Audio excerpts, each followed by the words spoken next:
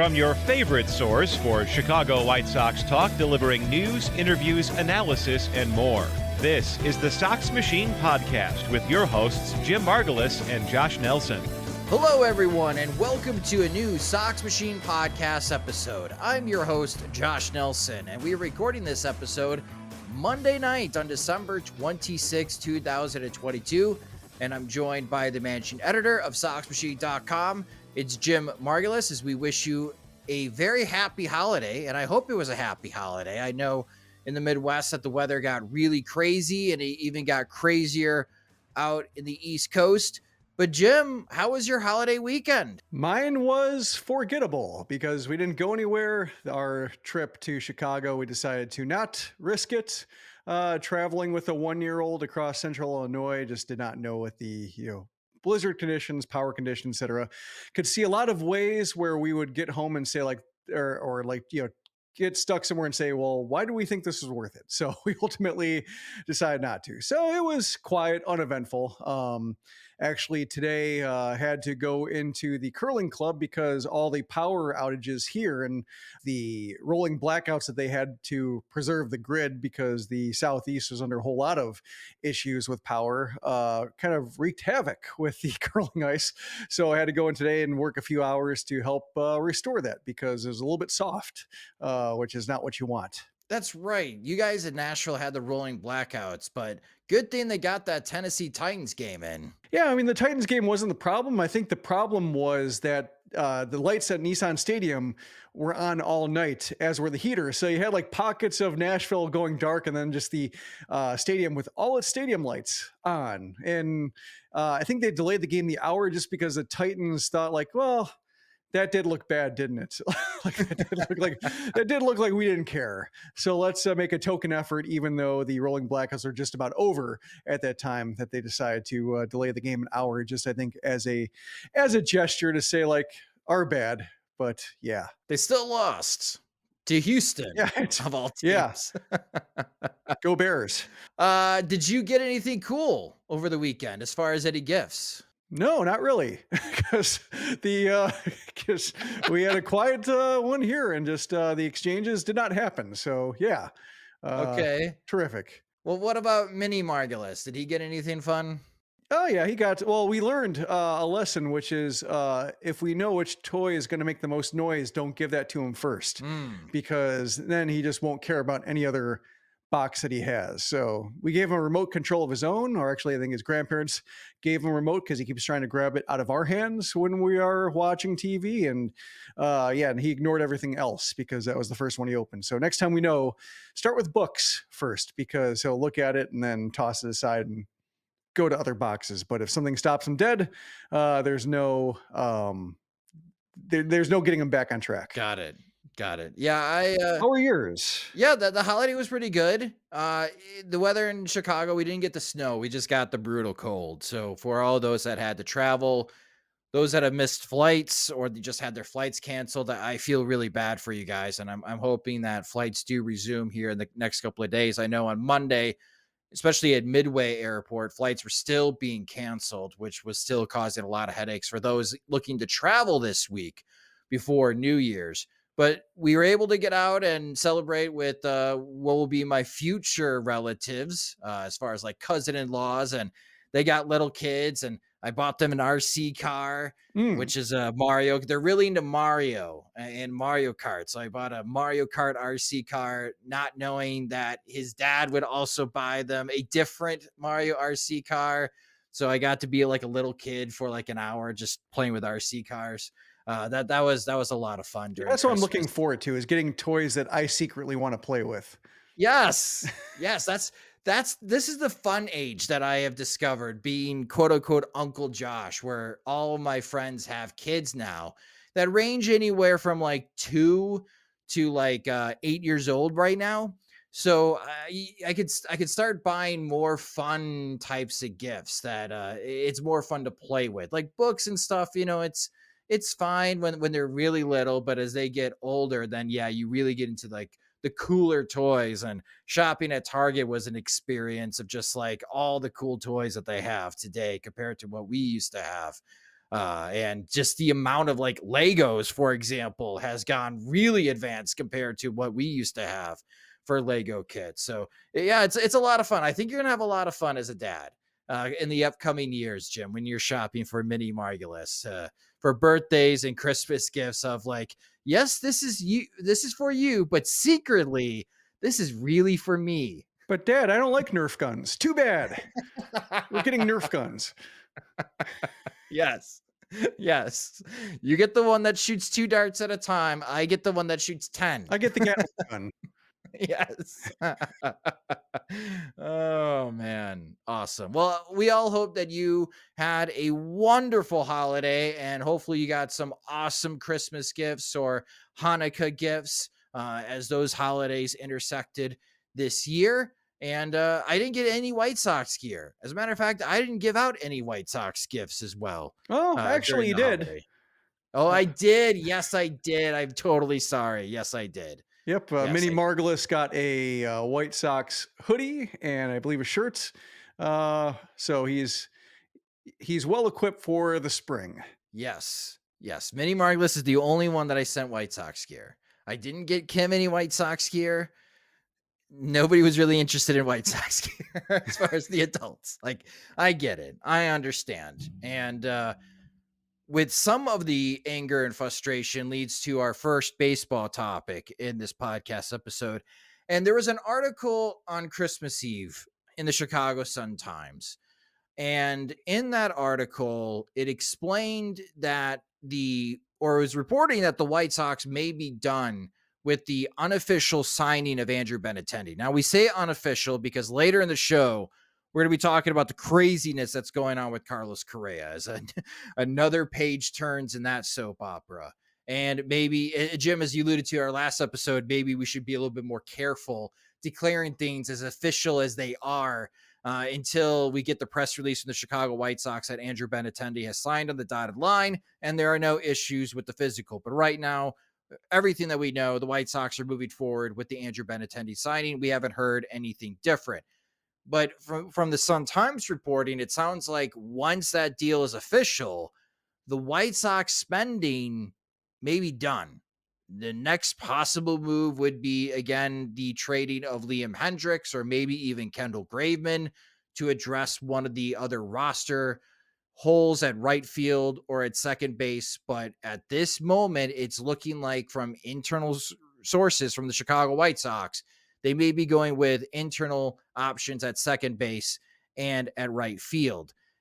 I sent out a poll on Twitter for our Twitter followers, which you could follow us on Twitter at Sox Machine. You can follow me on Twitter at Sox Machine _Josh, asking, how would you feel if the opening day right fielder is Oscar Colas and opening day second baseman is Romy Gonzalez? And the 4 options were optimistic, content, worried, pessimistic. We had over 1,500 votes, and the most common option was worried at 45%. Second was pessimistic. So another way to look at it, those that would be happy and then hopeful, 24%. Those worried to maybe apathetic on that scale, like 74%.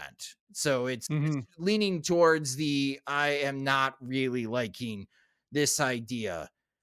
Jim, what are your first impressions of this report? And I know that you've mentioned it, that the Andrew Benintendi signing is good if it's not the only move. It may be the only move, according to this report from the Sun-Times in free agency. Yeah, I mean, I've said that before about moves when the White Sox traded for Todd Frazier and thought like, okay, they need to keep going. And then they signed Yasmani Grandal. And it's like, okay, just got to keep going. And like, they just don't keep going. And they always end up stopping short. And we always end up having the conversation about just like how is their lineup so short?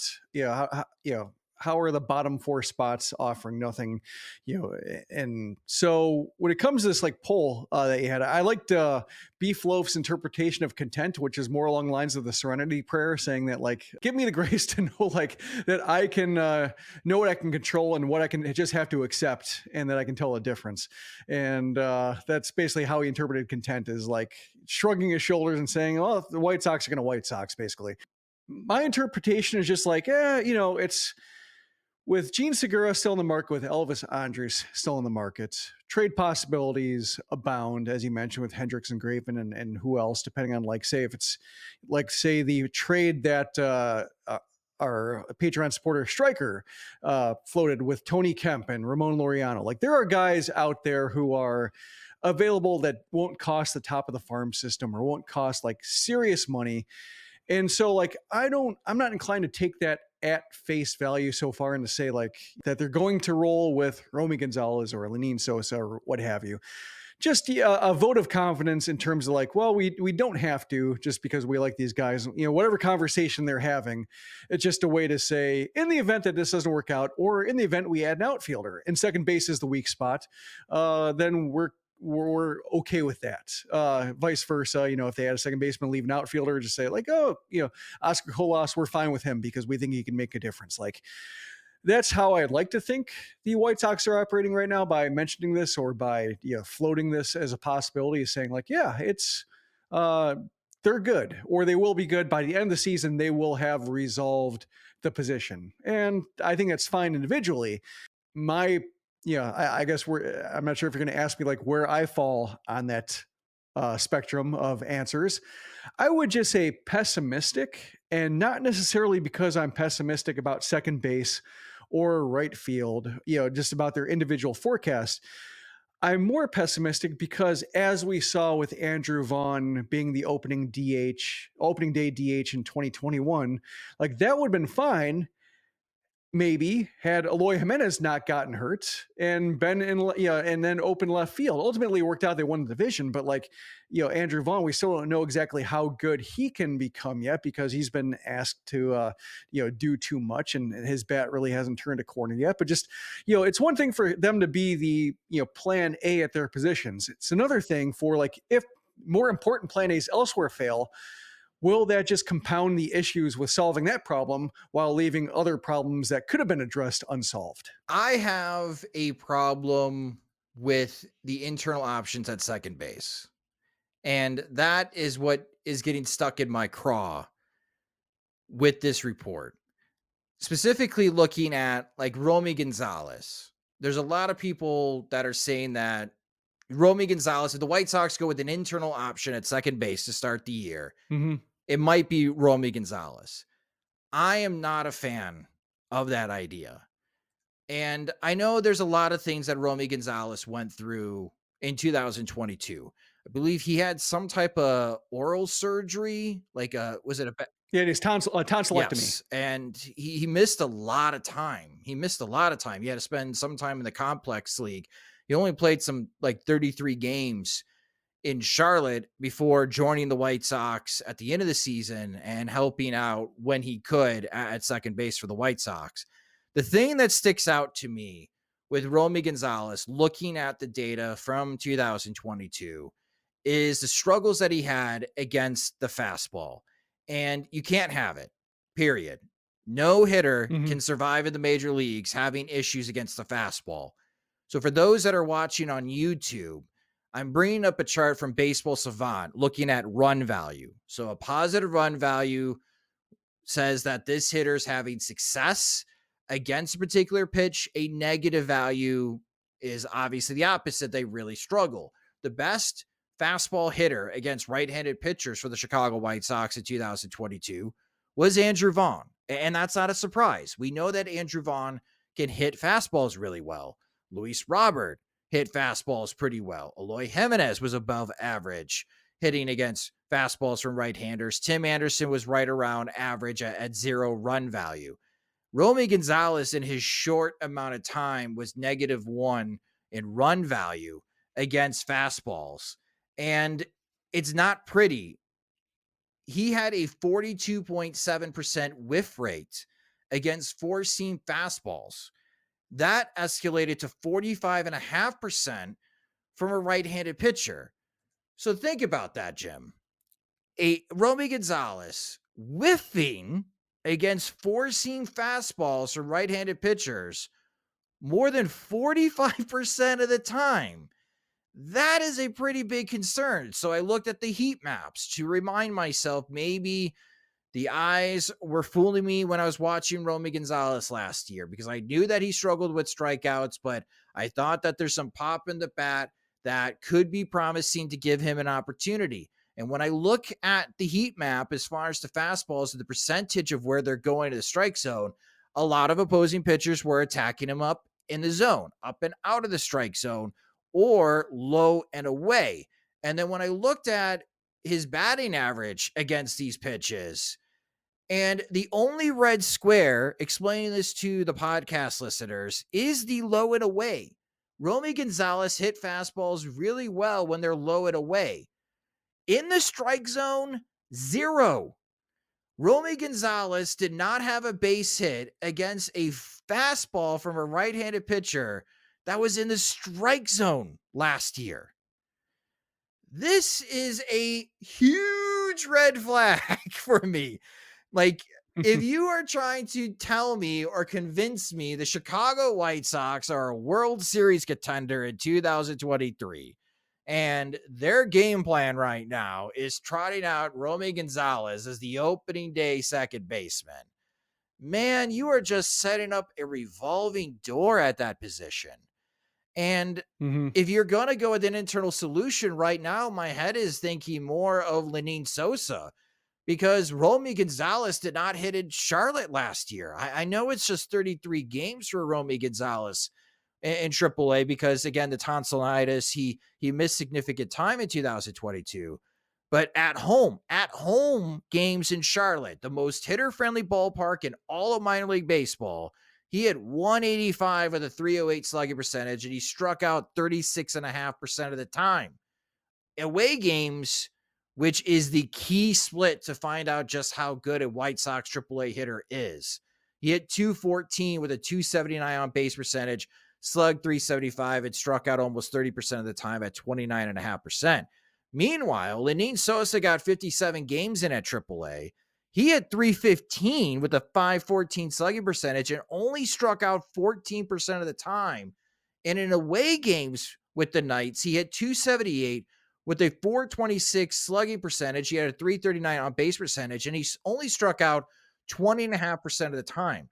If you're trying to sell me on the idea, Jim, that there's going to be an internal second base solution, please, everyone involved, those that listen to us in the Sox Machine podcast, those that are involved in the comment section of Sox Machine, for those that comment on our YouTube videos or follow us on Twitter and engage in conversations, please, if you're making your mock-up lineups with an internal solution at second base, have Lenyn Sosa, because the Romy Gonzalez, I'm sorry, I cannot buy that. I just cannot. Okay, let me try to... You're going to try to sell me. Not try to sell you, but offer a defense, offer, a few points, I guess, in defense of Gonzalez. It's not really in favor because it was a miserable year for him last year, not only with the illness, but also he had some leg injuries as well. So basically, like, he wasn't healthy. He wasn't healthy, like, in terms of he's just, a White like, Sox. Yeah, basically, like, yeah. Jeff Cohen, when his reporting in Charlotte, basically just said, like, yeah, he's just been awful. He's had a miserable year. And so I was counting on him having a lost year, basically just saying, like, well, that was a wash. Like, here's hoping, like, he didn't lose a very important year, like he's about to, like, enter his physical peak and just have that disappear on him. So the fact that he got any major league playing time was a victory for him, even though it didn't go well. It was good that he was remembered, and it was more remembered because, like, Larry Garcia was not right in any way, shape, or form.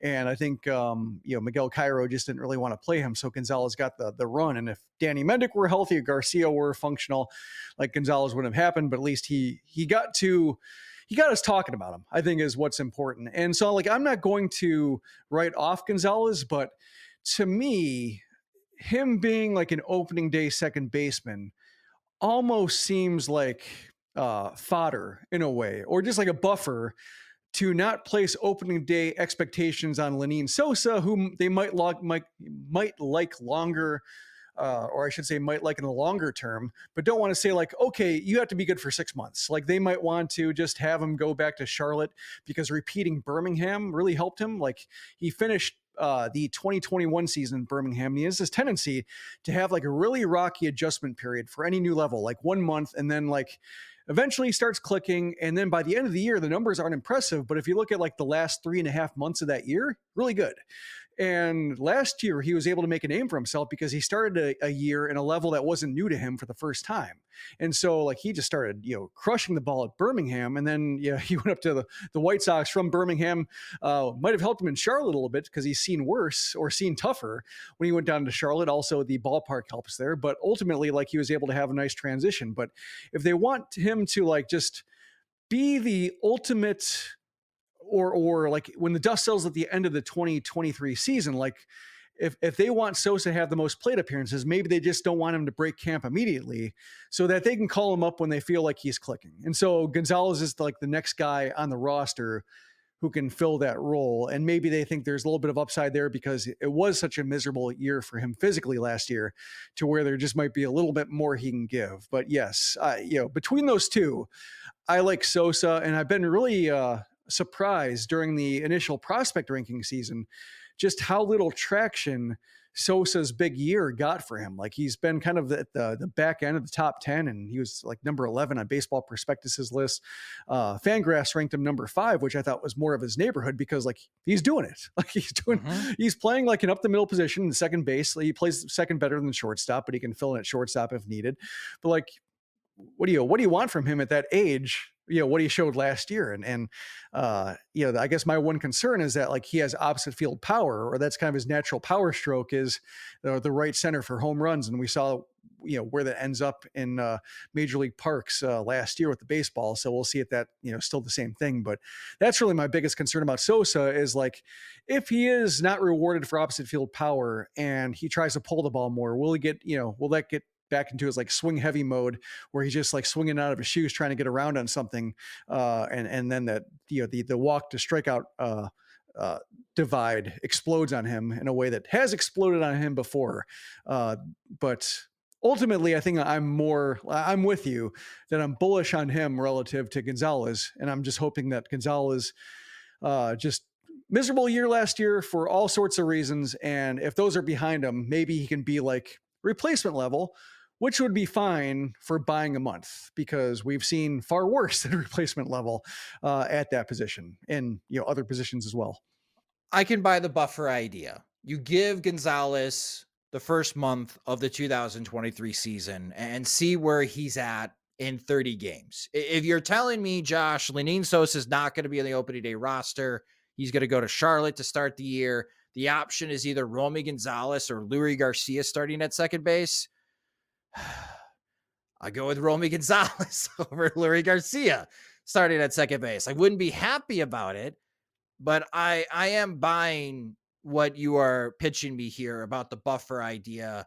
And eventually Lenyn Sosa is going to have the most starts at second base. Again, if the White Sox go with the internal option, and again, Jose Rodriguez is on the 40-man roster, we'll see on how he bounces back after his hamate injury to start the 2023 season. We may see like 4 guys making starts at second base.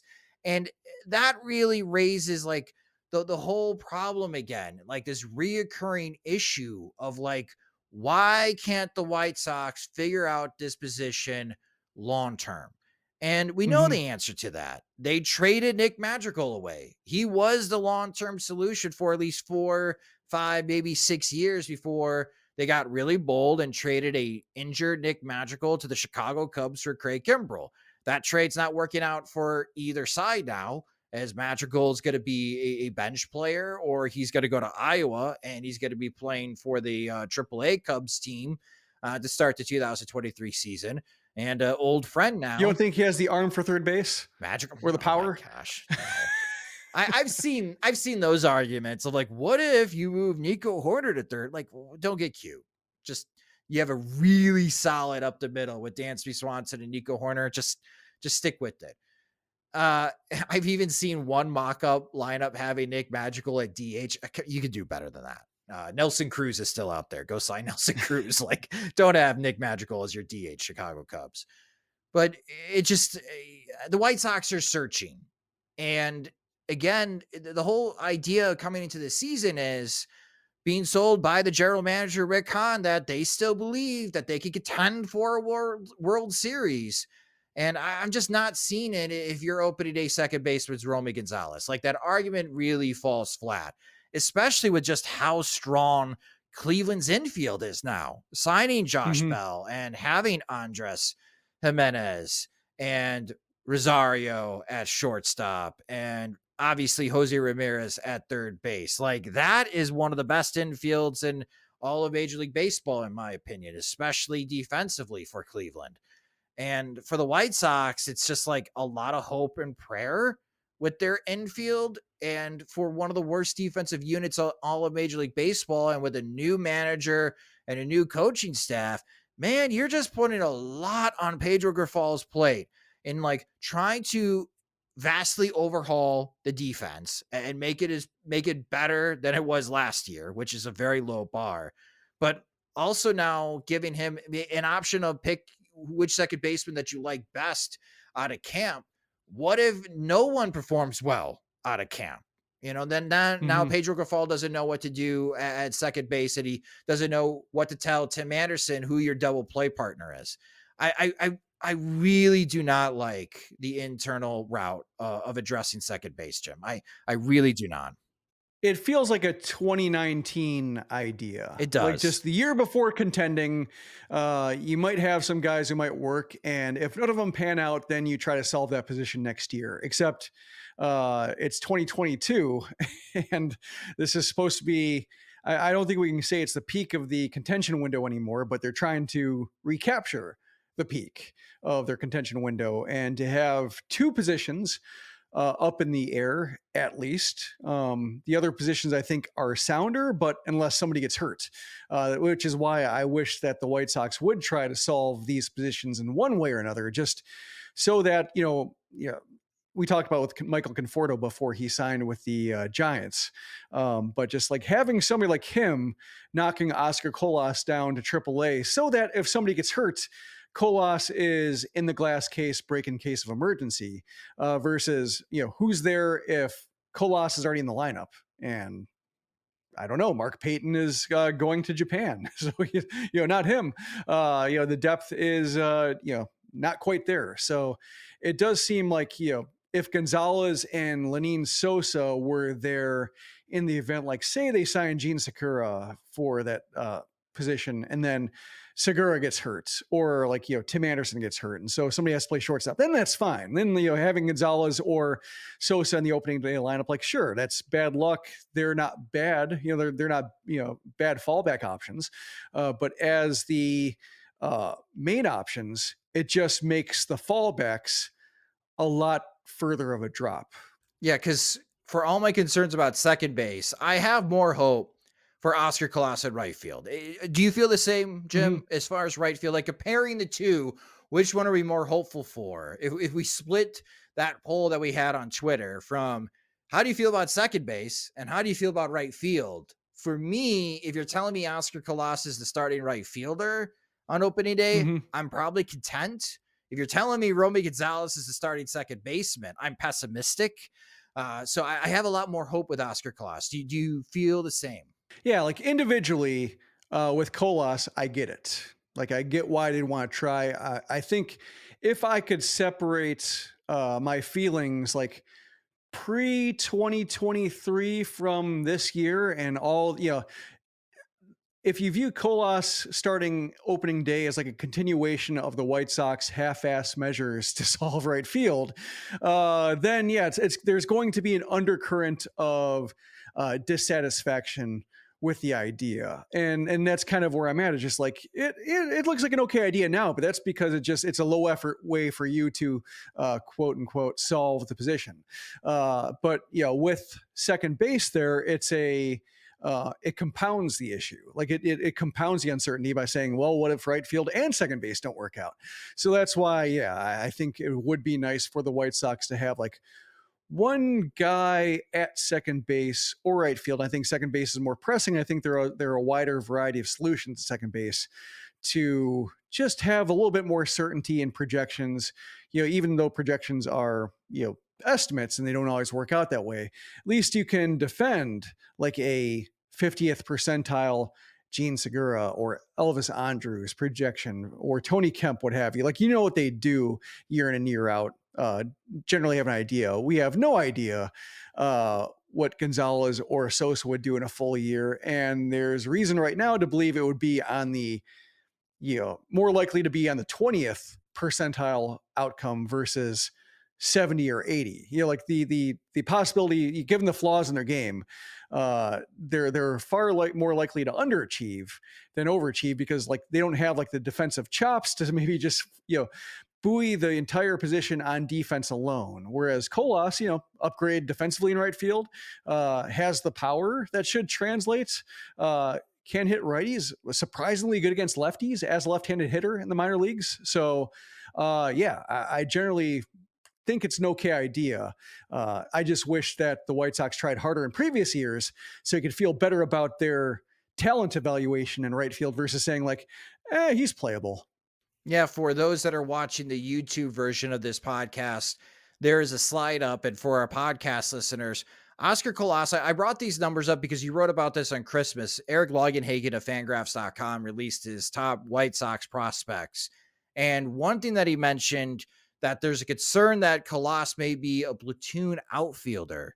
But based on what we saw in 2022, that would be a pretty significant shift based on the results, Jim, because just in Double-A in Birmingham, against righties, Colas was really good. 284, 342, slug 561. Man, if he hit like that with the Chicago White Sox in 2023, he might win Rookie of the Year. With 11 home runs against right-handed pitching. Left-handed pitching with Birmingham, 362 batting average. Now, a lot of that was singles, but 362 with a 422 on base percentage because of such a high batting average, and a 569 slugging percentage because he did hit 3 home runs against left-handed pitching in Double-A. So I'm with you, Jim. Like with that particular scouting report from Fangraphs, it did catch my attention because the numbers suggest something totally different from what we saw with Oscar Colas in 2022. And again, based on his performance with Birmingham, I'm more okay with Colas being the opening day right fielder than I'm with the internal solutions at second base. Yeah, when I first saw Colas, he was facing a lefty, and so I was disappointed. Like, oh, he's not going to get a chance to grip it and rip it. And he ended up having some good at bats, and like, it was more along the lines of like staying closed and like taking the ball to center field and left field. It wasn't like a power stroke, but he did control the strike zone okay. So there, it's kind of like Andrew Benintendi in a way. Like he clubs righties, but he can stand in there against lefties. He can get on base. He can turn a lineup over. So I think that's kind of the idea along the same lines. It's just, fighting him off, fending him off, not being a pushover. And if there's a mistake, he might be able to crush him. So I think there is that. I think maybe if Longenhagen wasn't kind of going, there is a chance when somebody has to cover every single prospect basically by yourself, or maybe he has a little bit of help at Fangraphs, but just like when he's doing the entire list by himself, and I think Keith Law has a little bit of the same thing going for him, is like you might fall into some assumptions when filling out a profile and say like, oh, he's lefty, so he might have a hard time saying hitting a lefties if you don't maybe double check it. So there is that chance. There's also the possibility that like if you think his power is going to translate more to the major leagues than his selectivity, or like his very aggressive approach and lack of selectivity. And you think like, facing left-handed, good, hard left-handed stuff, like, to think of like there are no Chris Sales in the minors. Like if he's facing those types of really hard sliders from lefties, like he's not going to be able to do that approach at the major league level. And, so his power is going to have to come. He's going to do all his production against right-handed pitching. I could maybe buy that a little bit, but I want to see him against left-handed pitching in the majors. Like I think he's earned a good long look against them based on what he's done so far. Now if it's a case where like 3 weeks in the season, he's carrying like a 45% strikeout rate and just like overmatch in general, then I think, there will be a point in favor of Eric Longenhagen, who was saying like, it's a really tough approach to make work, especially when you don't have the platoon advantage in your favor. So I'm curious to see how that works out, because that was the one thing that jumped out to me the first time I saw him is yeah, it's not a bad swing. Like when you watch like Luis Mieses, he has that big uppercut, long levered swing as a lefty. Like you can just see him swinging over the top, a lot of stuff breaking away, or chasing stuff in the dirt. But he was staying closed on it. It wasn't the dynamic contact that he has against righties, but it was, professional, I guess would be the word to say it. Like it did look like he had an idea of what he was doing or knew what he couldn't do.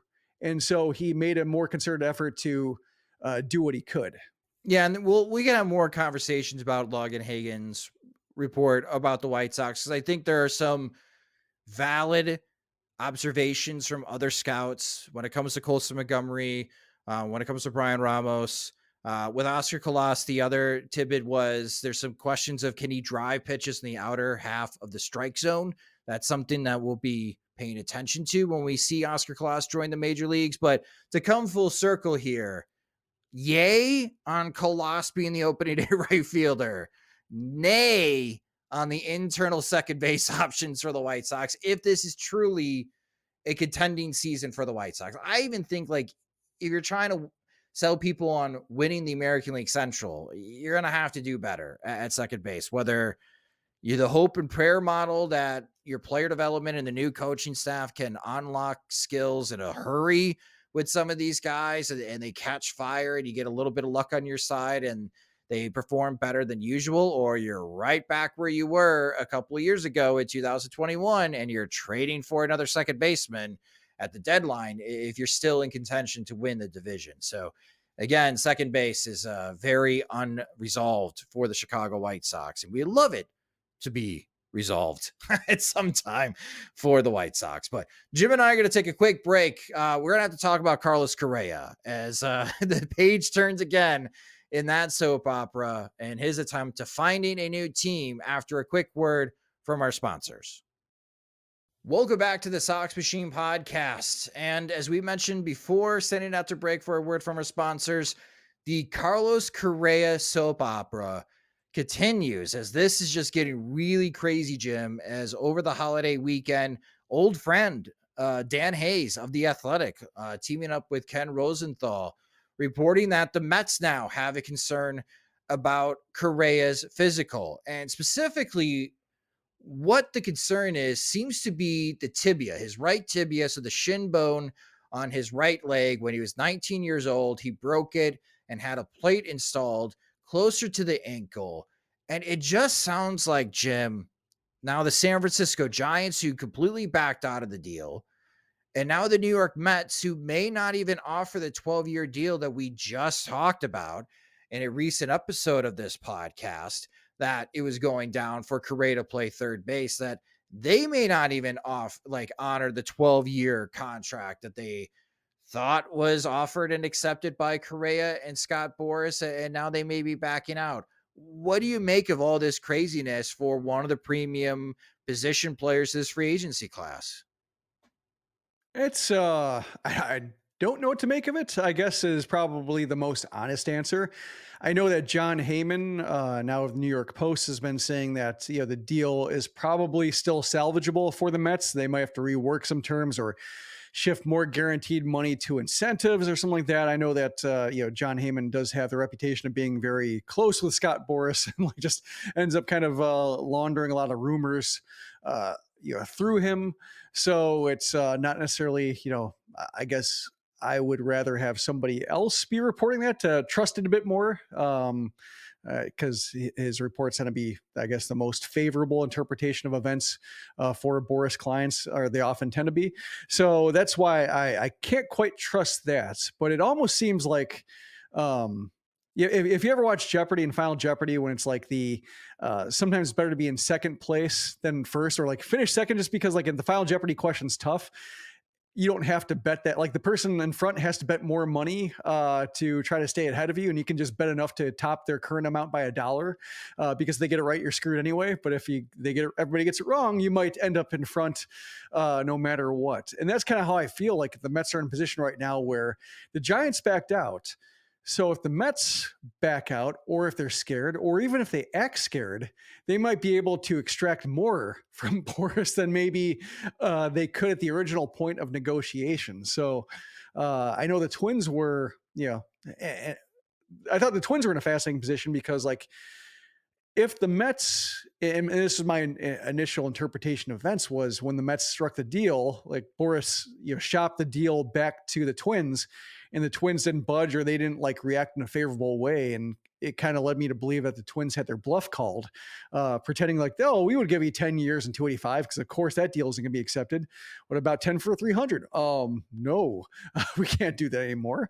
We've added nobody. That was my first interpretation of that events, but it turns out that, the Twins didn't give them that, I guess, strenuous of a physical because of the short nature of the deal, to where like, it didn't flag, I guess, the way it showed up on the Giants and Mets report. So they're not necessarily a convincing third party or like a tiebreaker on the deal. Like, Boris might not be able to go to them. So with the Giants backing out, I think any team might have the ability to say like, oh, that's that 300 million that was guaranteed. Well, what if 220 million is guaranteed and the rest are vesting options of, varying difficulties that, make sure that, like in the event of like, his leg ends up being 6 inches shorter than the other one, they'll have some kind of way to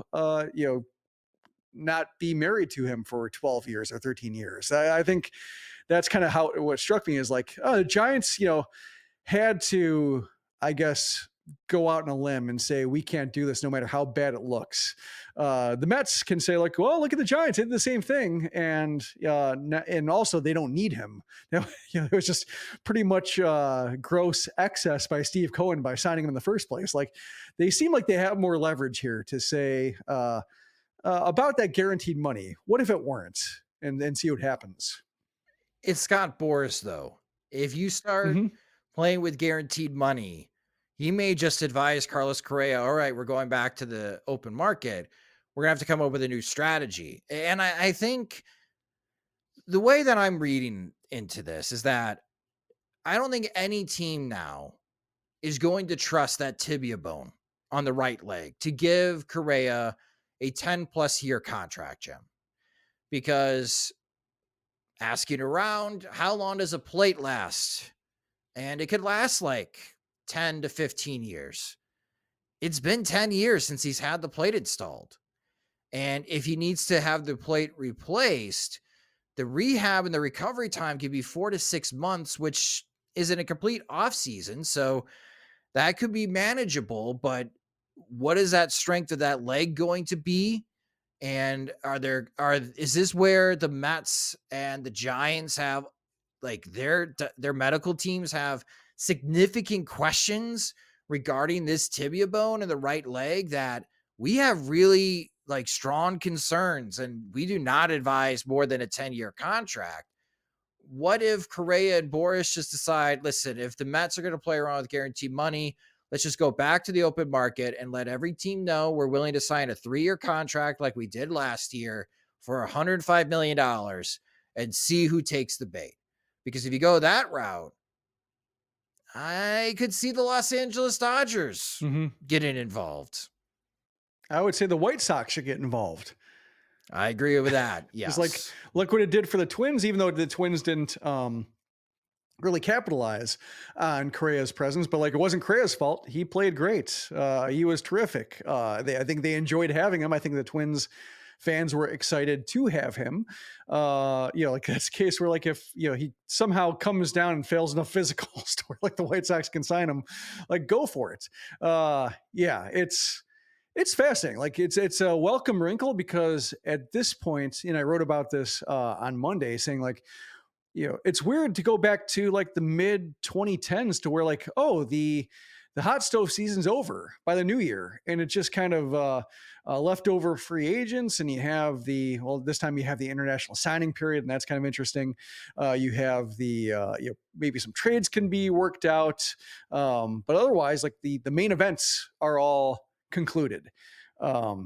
This has a little bit of like lingering drama, which, if you're just like a baseball fan who not necessarily, only focus on the White Sox, but just like seeing what other teams are doing. Like this is popcorn material. I think should have fallen through the Mets. Like I think the Mets have the kind of pockets and the risk tolerance to say, maybe preserve most of the guaranteed money. So I guess I would be mildly surprised if he ends up going to the market. But you mentioned the Dodgers, and now that the Trevor Bauer suspension issue has been resolved and they know how much to spend, like perhaps they could be floated in as that, yet another pillow contract, which I imagine was not what Correa had in mind. But I think just with the shortstop market so saturated with excellent options that this probably, going back to the open market now after all these other shortstops have found homes for shortstop needy teams, like he still probably won't get the deal that he had in mind. No, but it could still be $35 million to play shortstop in 2022. Or a matter if he wants his last, if he wants this to be his last big contract or not, I think is the question. Yeah, that is a valid question, but what do you do if no team's gonna make that commitment to you because of this ailment? Like, don't you have to like go back to the drawing board and just come up with a completely different 10-year plan in which you might have to sign 2, 3, maybe even 4 contracts during that time?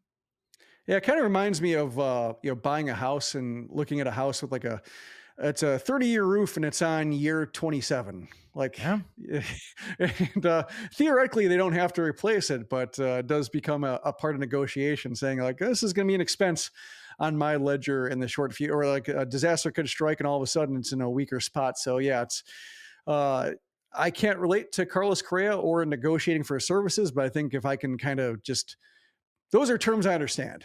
Yes. or negotiating old houses that I can afford.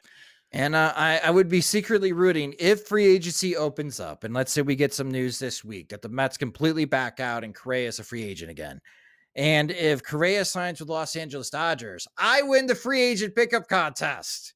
So let's go. I'm selfishly rooting for that, but I doubt that will happen. I'm with you, Jim. I think eventually Boris and the New York Mets figure it out, but it is fascinating. Now you had 2 teams that have had big questions about the physical for Carlos Correa and what was a slam dunk free agent contract from the Giants wasn't.